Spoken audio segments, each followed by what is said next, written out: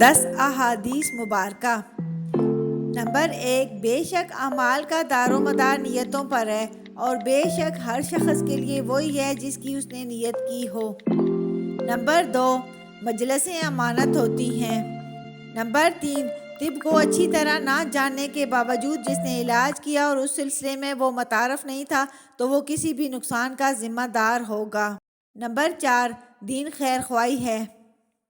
Number 5، اللہ تعالیٰ نے کوئی بیماری ایسی نہیں بھیجی جس کے لیے شفا نازل نہ کی ہو، اور جنہوں نے جاننا چاہا انہیں بتایا، اور جنہوں نے پرواہ نہ کی انہیں ناواقف ہی رہنے دیا۔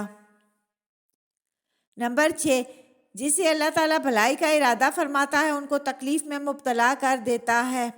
نمبر 7، جو شخص اپنے مسلمان بھائی کی حاجت روائی میں مصروف ہو اللہ اس کی ضرورتیں پوری کرنے لگتا ہے۔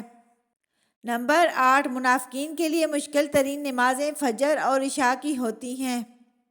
نمبر 9، عقل مند شخص وہ ہے جس نے اپنے نفس پر توجہ کی اور مرنے کے بعد کی زندگی کے لیے اعمال کیے، اور احمق وہ ہے جو خواہشات نفس کے پیچھے لگا رہا اور اللہ تعالیٰ سے مغفرت کی توقعات باندھے۔